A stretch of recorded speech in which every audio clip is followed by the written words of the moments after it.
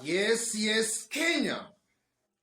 Tamu sana, yes. Betrayal in Azimio has given William Ruto wins in the Senate and in the National Assembly.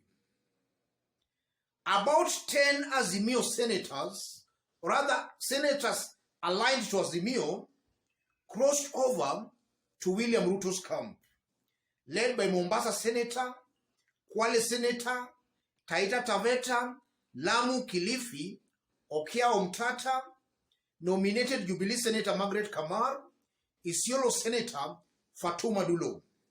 Those are senators who crossed over to William Ruto's team.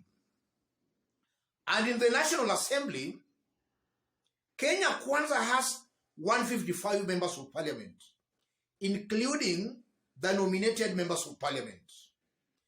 But Moses Masika Wetangula got 215 votes, or rather 215 members of parliament, 215.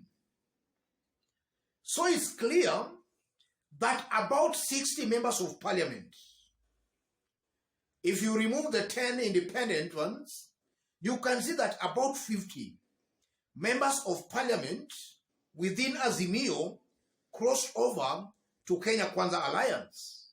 Marende only managed 130 votes, 130 members of parliament in the first round, after which he surrendered and Wetangula was declared the speaker. So it's clear that in the National Assembly, about 50 Azimio leading MPs are already in William Ruto's camp. In the Senate, going by the way they voted, we can assume that about 10 senators are in William Ruto's team. So in this video, I want us to dig deep into the issue, and I want to explain why I believe that for Azimio to be vibrant politically, they must reorganize Azimio. They must reorganize that political outfit. Before we dig deep into the analysis, in case you are watching us for the very first time, subscribe, give this video a like. Yes, Azimio needs total reorganization, total overhaul. Let's start with the National Assembly. Kenneth Marende, who was being fronted by Azimio, managed only 130 votes, 130 members of parliament. Wetangula, who was being fronted by Kenya Kwanza, managed 215. So you are seeing clearly that about 50 members of parliament allied to Azimio crossed over to Kenya Kwanza Alliance. And I've deducted the independent ones. About 50 crossed over from Azimio to Kenya Kwanza Alliance. So just to start with that, Azimio should take the 130 who heeded the party's position. They should take that as their numbers. The ones who voted with Kenya Kwanza Alliance, they should not waste time with such members of parliament.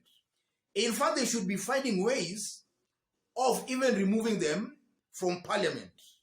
Or in fact, they should not include them in any parliamentary committees, because they just cause more confusion and division within Azimio.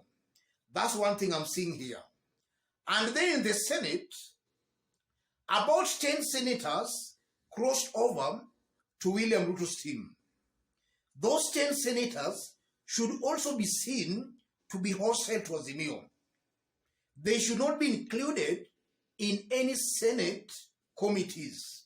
They are hostile to Azimio, and their inclusion in the committees can just lead to more confusion and division within Azimio.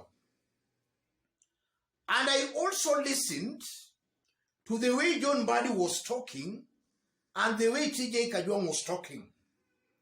John Mbadi was taking a middle kind of an approach. while TJ Kajwang was very straight and categorical and to the point, John Mbadi was talking of some gray areas in the Constitution.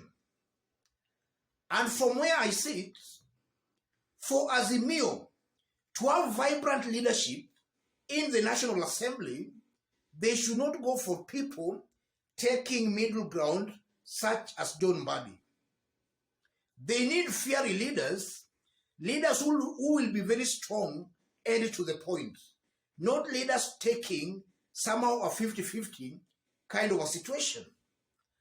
And when TJ Kajwang was talking on how Wetangula was ineligible to contest for that speaker's position because he was an elected senator, I saw Mbadi talking of some gray areas in the Constitution.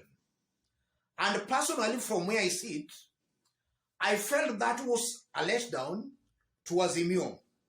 As you push for issues in the National Assembly, you should not be taking a middle approach to issues. That's my observation anyway. So from where I sit, John Mbadi, most likely, in my honest opinion,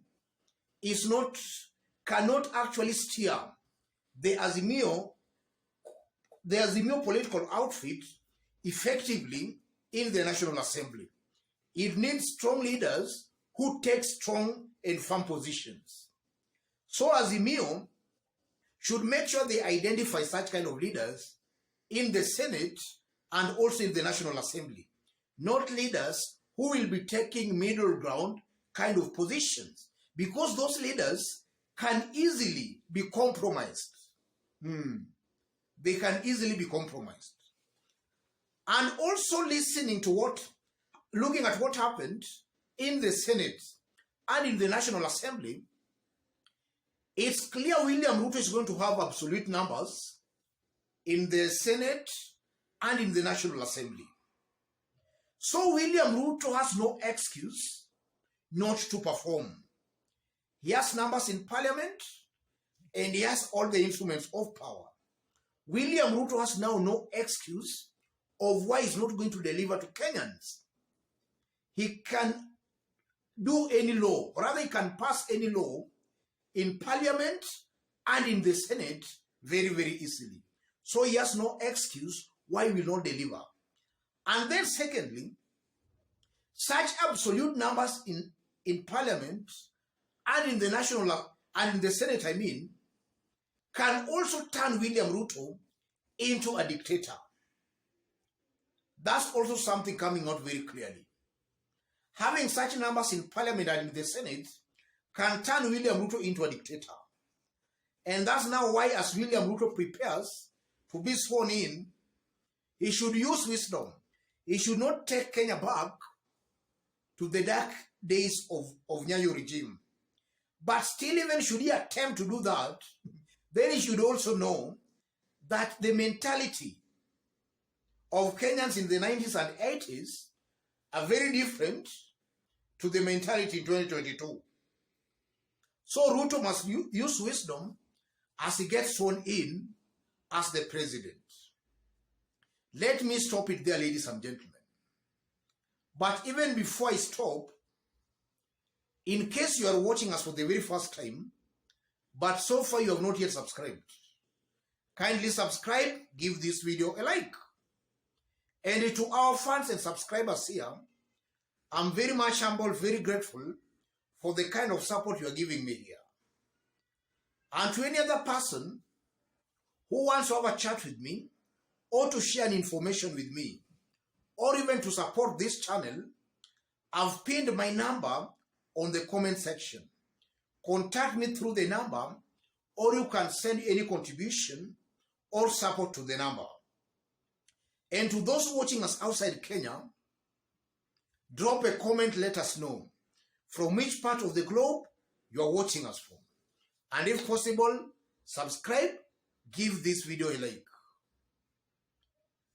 From the votings in Parliament, National Assembly and in the Senate, it's clear Azimio needs reorganization, there is serious confusion within Azimio. Azimio must do away with weak leaders who are salivating for goodies on the other side. Azimio should do away with them as early as possible. Even if possible, Azimio should now be looking for ways of removing them as members of parliament. That will save them future embarrassment and even weakening Azimio more from within.